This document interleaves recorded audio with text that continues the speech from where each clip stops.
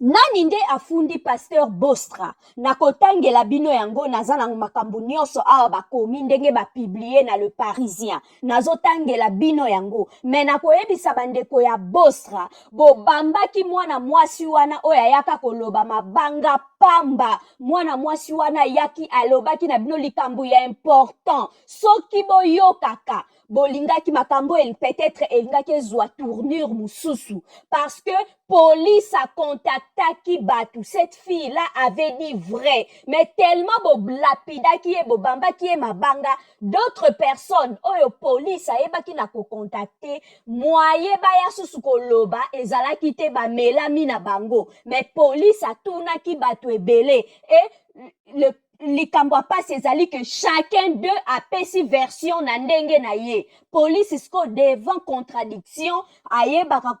awa likambo ezali po mutu oyo aye alobi boye oyo aye apesi version mususu oyo aye apesi version mususu ntango baversion ekomi misatu mine mitano différent police aomonaka yangi sur roche donc soki boyokaka alerte oyo mwana mwasi wana ayeki kolanse ke bandimi ya Bostra soki babengi bino boyeba nini bokende korépondre elle avait raison mais boyebaki na kobamba ye mabanga voilà yango nde nalingai naloba qu'est-ce qui s'est passé nani nde afundi pasteur Bameko mundela azalaka songi ndenge nalobaki yango mundela abombaka ne likambo te devant un problème mundela kotandela o vérité il y a ça pour ça et puis bosololi soki bobeba na bobebani soki bobongisa mundele soki azalaka congolais alingaka azala moto ya équateur voilà natangela bino ndenge mundele a publié na Le Parisien bakomi le numéro de relevé d'identité bancaire de sa société défile régulièrement à l'écran. C'est pour aider les orphelins et veuves. Cela fonctionne comme cela pendant des années, jusqu'au jour où Tracfin, chargé de la lutte contre le circuit financier clandestin, repère des choses pas très catholiques dans les comptes de la bonne sémence. La brigade financière de Val-de-Marne prend le relais et lance l'examen approfondi de comptes en banque. Le policier se rend compte que l'argent des fidèles atterrissait soit sur les comptes personnels du prédicateur, soit sur celui de sa société et on lui reproche de piocher allègrement dans le deux. Et au pasteur de répondre c'est son argent. Après tout, voilà en substance sa ligne de défense. D'après le pasteur Charles, les fidèles lui ont donné des sous en toute bonne foi. Pour ses bonnes actions, en gros, il est délivré du mal, donc il était récompensé. Les policiers ont vérifié auprès des donateurs. Ils n'ont pas la même interprétation. Soki boyo bandimia Bostra, soki boyo kaka mwana mwasi wana yaka koloba. Pour eux, il s'agissait par exemple de financer un orphelinat au Congo, un beau geste que l'intéressé peinait à prouver. Voilà, wana natangeli bino une partie pour dire, pour vous montrer naninde afundaki pasteur Charles Bameko. Mutu afundi pasteur Bameko ezali une institution eza na kombo ya Tracfin. Tracfin France. Bokende na Google bobeta Tracfin France. Eza service de renseignement financier na France. Bango kuna bazaka chargé na lutte contre tout le circuit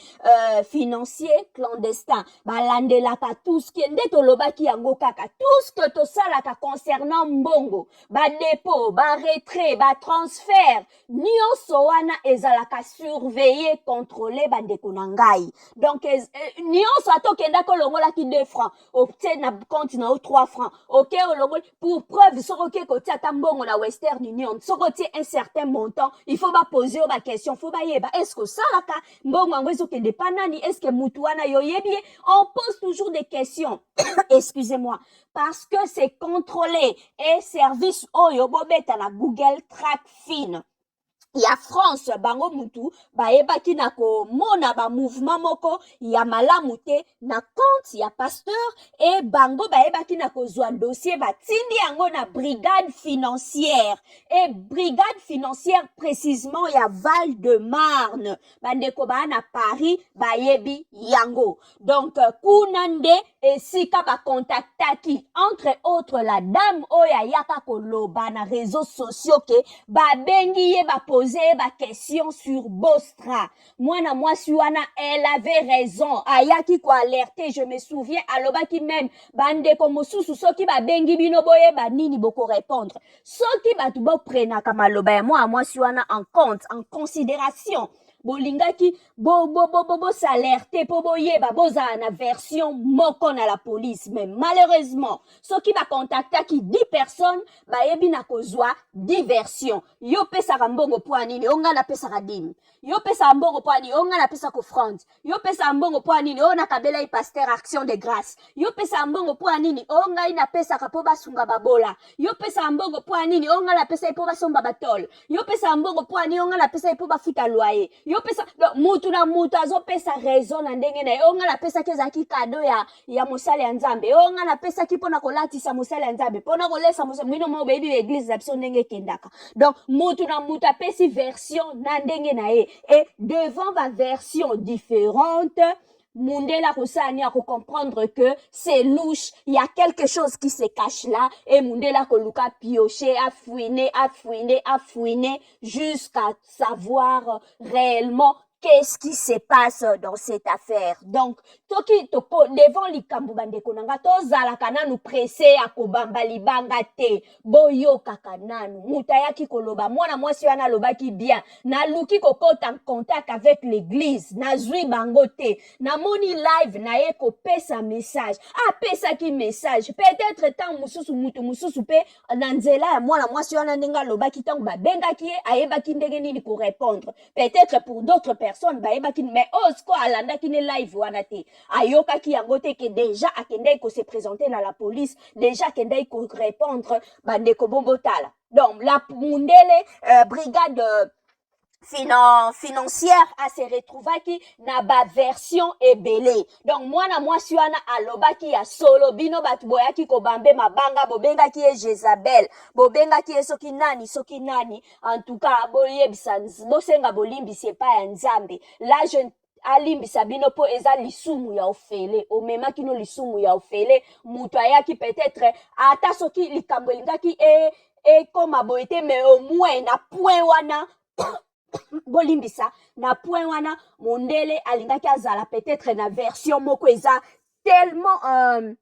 cohérente toutes les personnes balobi la même chose alinga loba mais c'est que c'est une organisation peut-être na point wana elingaki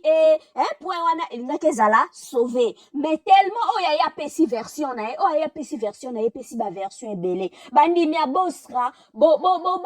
zala ya solo bana ya nzambe bozala ya solo ba chrétien bo refléter image ya ba Christou devant un problème police kutu ye moko alobi votre pasteur c'est un homme calme et sympa mais pourquoi vous les fidèles bozala lokola papa na bino te il faut azala exemple pour na bino il faut pour bozala lokola ye il est calme et sympa soki police ye moko a commis yango alobi ete Charles Bameko c'est un homme calme et sympa mais bino bandimi mingi boza agité na ba réseaux sociaux soki bokoti na YouTube te na live ya YouTube te boke ko finga na TikTok boke ko finga na Facebook ce n'est pas ça l'image d'un chrétien devant un combat likambu oyo c'est aussi un combat le diable est pas oluka faire taire bino boko iko comprendre yango te diable alukaka ne place akokotela ntango amoni nzela abi nakoki kodiembela na affaire oyo ekopesa makambo diable akoti mpe asali diable alukaka kaka esika soki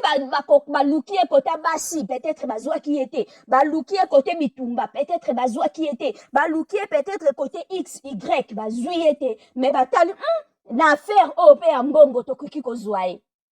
Mais pourquoi vous êtes dans la distraction? Je sais pas. Moi, je prie pas chez vous. Mais une bonne partie, fidèle et à Bosra, bozoka mou sabat. bino te bokoki kozala bato oyo bakoki komemama na baloyenge boye na baagitation boye non bozala lokola bandimi ya mama Olangi bazalaka strict bazalaka catégorique soki bazalaka focus na likambo bazosala bazalaka focus na nzela oyo bazolanda nzambe yango booluka yesu yango nde ye nini bomatisa vie de prière ko bomatisa vie ya koluka elongi ya nzambe. Voilà, merci à vous tous et à la prochaine.